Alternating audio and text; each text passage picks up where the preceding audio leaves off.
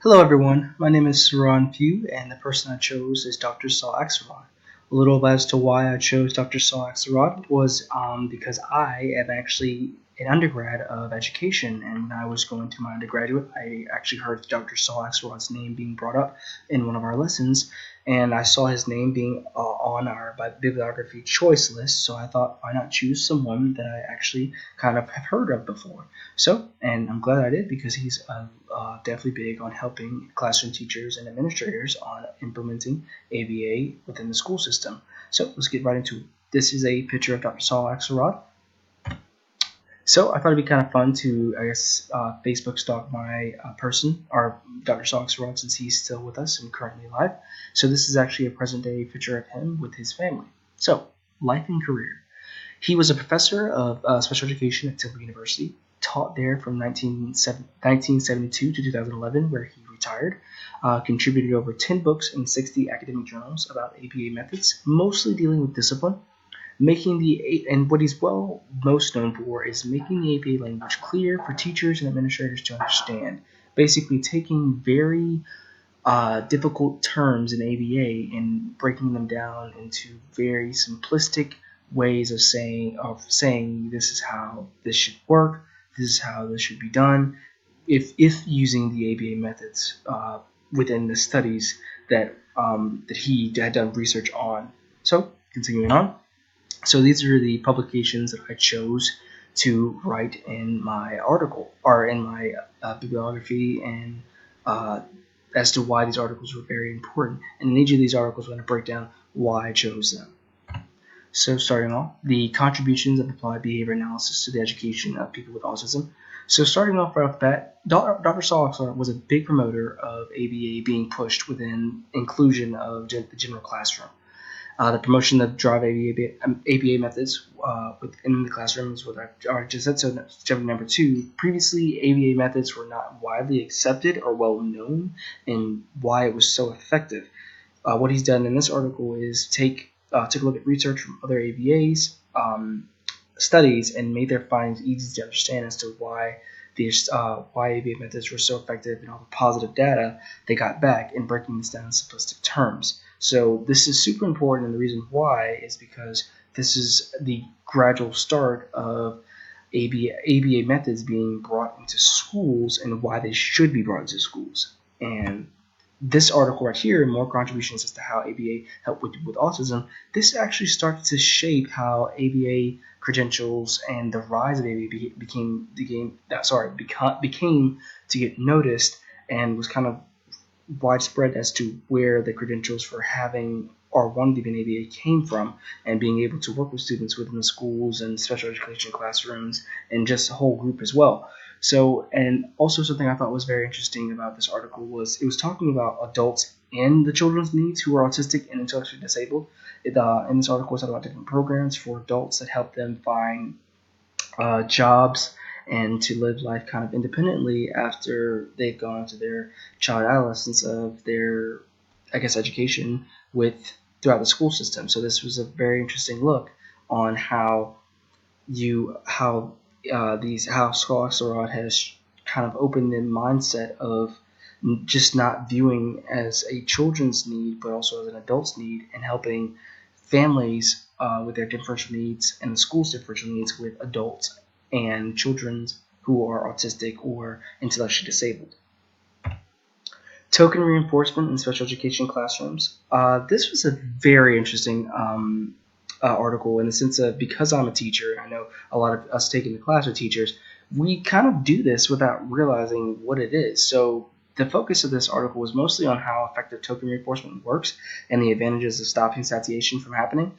It gives the learner the choice in choosing a higher magnitude of a reinforcer. Within this article, there was actually a study done, and there were multiple studies, but this is the study that kind of stood out the most. There were 3 groups. One was given the token reinforcement as their reinforcer. The other group was social approval, and the last group was teacher approval. Basically, to break it down how the study went, is the token reinforcement group, their behaviors and misconduct and just off-task behaviors basically went down, and because they were given the choice whether they were given pennies or I guess things that are not valuable in a sense, but to that person, they can trade those out to get a reinforcer of a higher magnitude to have that reinforcement to continue to do the great behavior. When the great positive data came from the group that was just token reinforcement, they tried it on the groups that were social approval and that were receiving teacher praise, and those groups actually got better, or if not stayed the same, but actually got better in their behaviors and off-task behaviors. So I thought that was really, really cool how we see that how that was broken down, and how he made that very easy to understand as to why the positive effects of using token reinforcement. This article, Effects of the Treating Package, Established Independent Skills for Children with Autism, and this was 2003. So this is building on to different methods of ABA besides academic. The article focuses on what was that if taught gradually, whether it's a basic skill or a life skill, it should be gradually faded, because people with autism and disabilities could exhibit these independent life skills without having someone present. And the study that was done that Axelrod broke down in this article was there were 3 children who were on schedules with a teacher present that would heavily prompt what was to be done next in their schedules.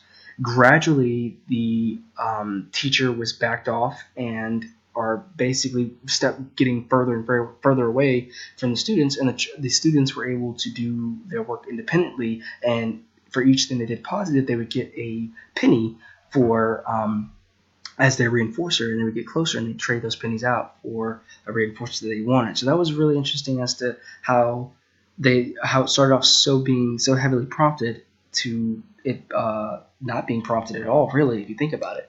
But it's just really interesting to see that. The impact of functional analysis and methodology on treatment choice for self-injurious and aggressive behavior.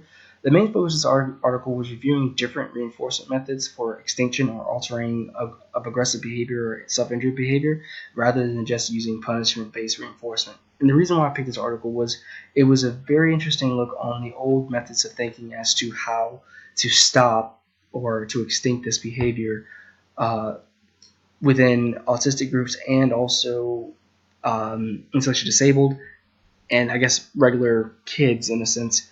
But it was very interesting to look at how the token reinforcement that was used and different methods that were used were able to either extinct or alter the behavior of aggressiveness or self-injuries. It brings us down to, what would I ask Dr. Axelrod if I met him in person? Well, these are my questions right here that were just burning while reading these articles and knowing that there's just no way this is not a cakewalk. What are some challenges working with general education teachers and their beliefs on how to help children with disabilities? Were there any moments in your career when you questioned if ABA was the most effective way to reach the needs of children? What kinds of setbacks did you receive when trying to implement ABA strategies? And if so, what was more for the teachers, general public, or school board administrators? What would you tell someone who is currently studying ABA? What advice would you tell them that would lead whomever to hone their skills to being more informal and effective in the field? How has ABA changed since you have retired? What are some noticeable changes that you have found that would promote ABA to be implemented and more effective in the general field of education? So those are the questions.